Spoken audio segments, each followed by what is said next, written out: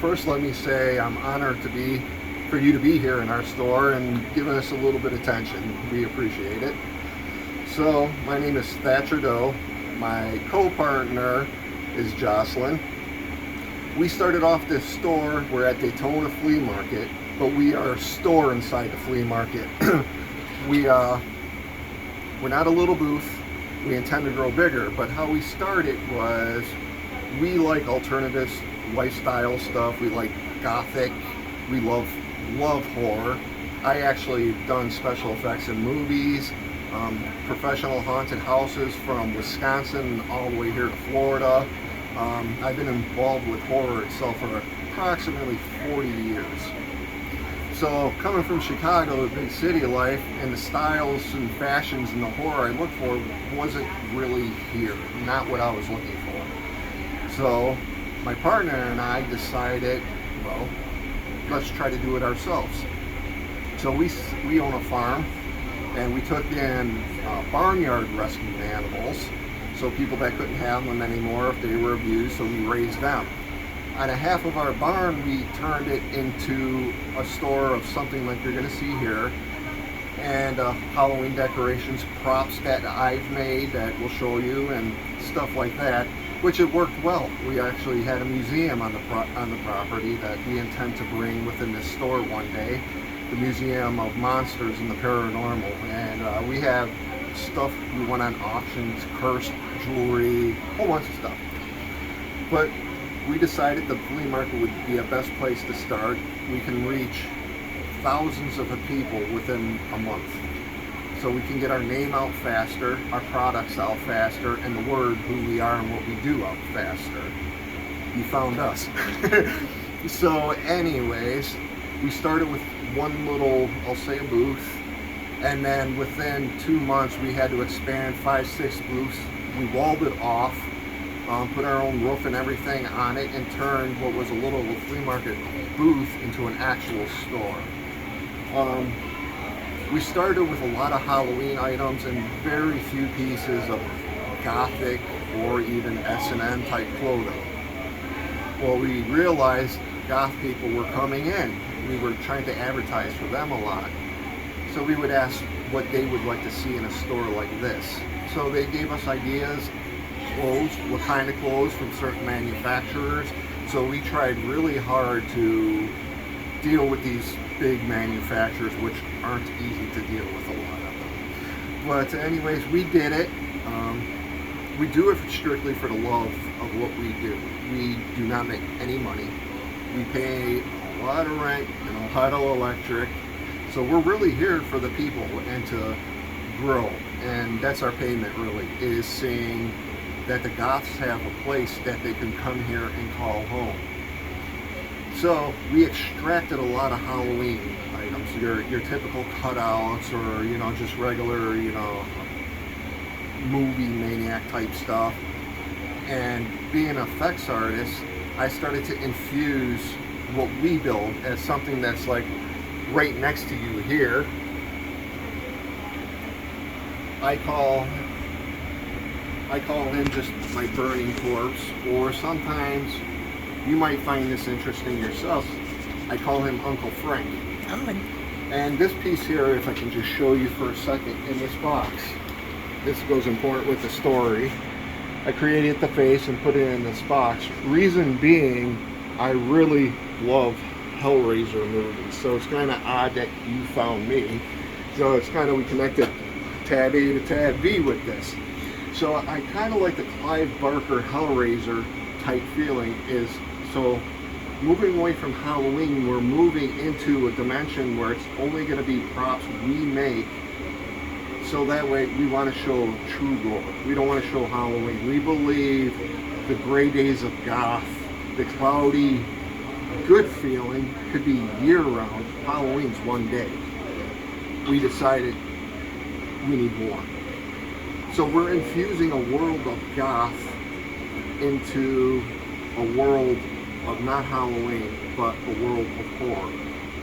So that's kind of our footprint. We're only 3 months old, and we've succeeded doing a lot of things. So if you want to take a look around to begin, number one, Sasquatch here, he came out of our museum because over here in this corner on our land, I actually found a footprint. You can see the heel, an arch, and a ball of a foot. The toes were broken off. I casted it. The toes were too shallow. I couldn't break it out clean. Well, this was found on my 12-acre swamp. So my father-in-law is a biologist. So I showed this to him, and he has no clue what it is. It's not a black bear. It's not a panther. Nothing that Florida has can do that. Unless there's a really, really big naked hillbilly running around in my swamp with no shoes on, it's got to be a skunk ape. So that's something like this. This is just kind of like a little bit of our Halloween that's starting to dwindle down to go into straight horror. We're going to hold on to vampire type things, fangs, and order more of that, and blood, because we have a lot of vamps that come in here for the styles, fashions, and plus when they go clubbing they need their teeth. You know, you can't bite nobody's neck with guns. So it's stuff like that. Here's another little prop I made here. It just kind of hangs out with you. We don't tend to be in people's faces to push items. So if they need company, you know, they can talk to one of my monsters. We got some horror shirts that we sell. We're going to get a lot more into more or less like Cthulhu type things, and start getting away from like movie monsters once again. I call these things shadow boxes. This one, the light broke, sorry, I apologize, it was the Blair Witch.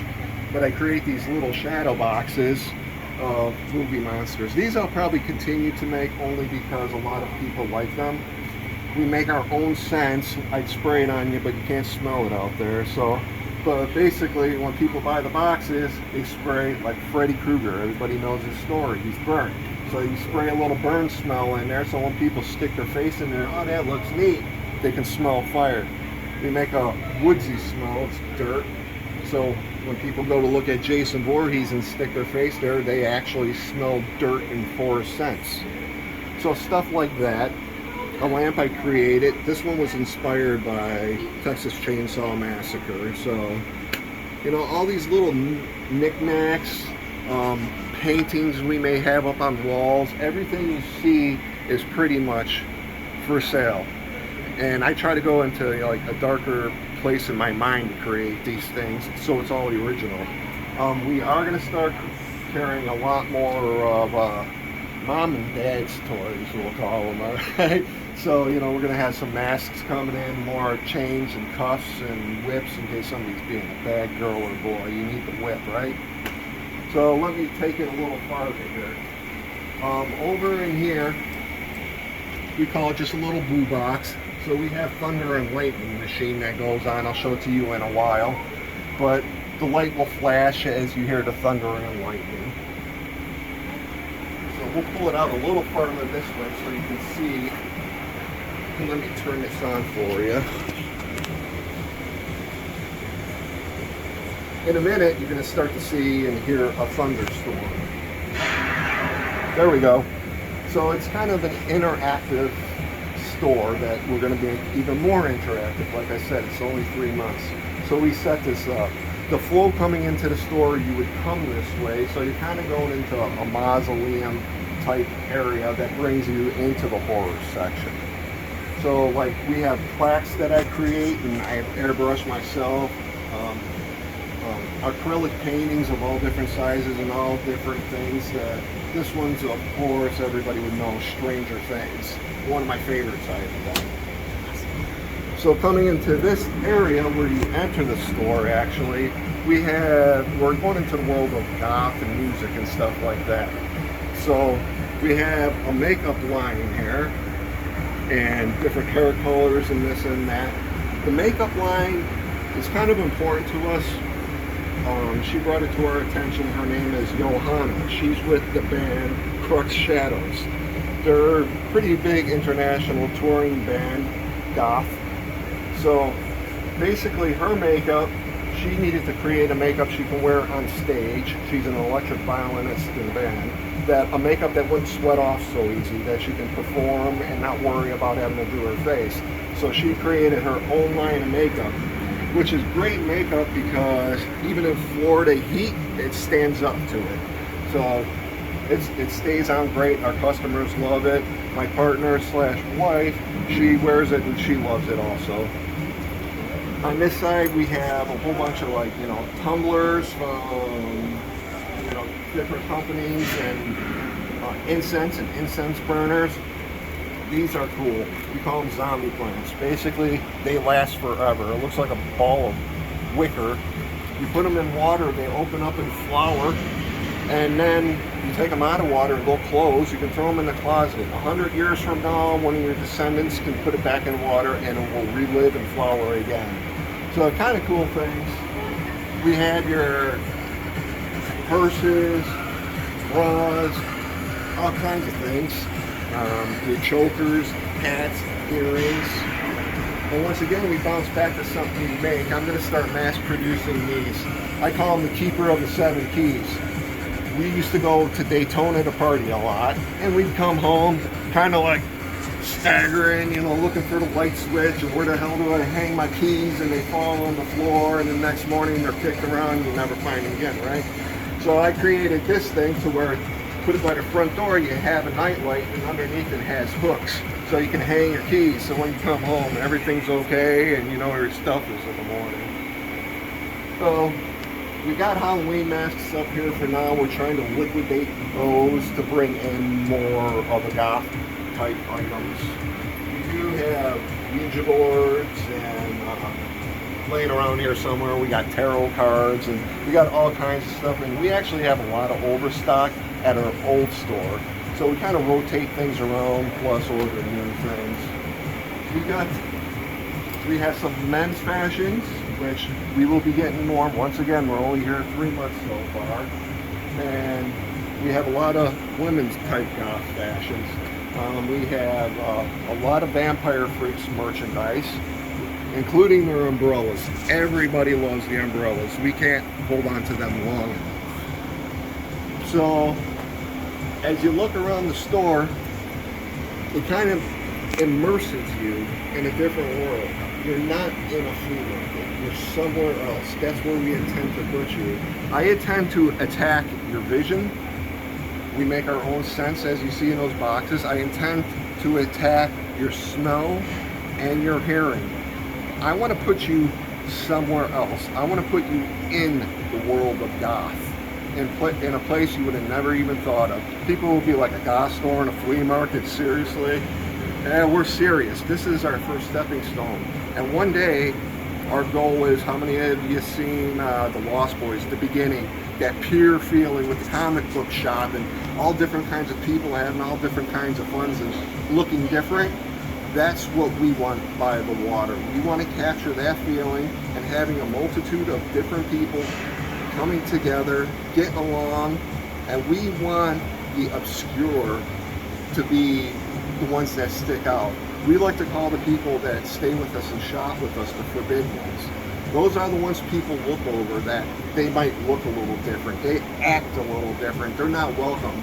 You walk into Macy's there or something, we're not like that. We want you here.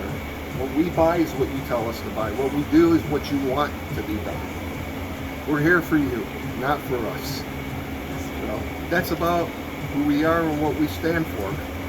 Awesome. Thank you so much, Thatcher. That was a wonderful tour.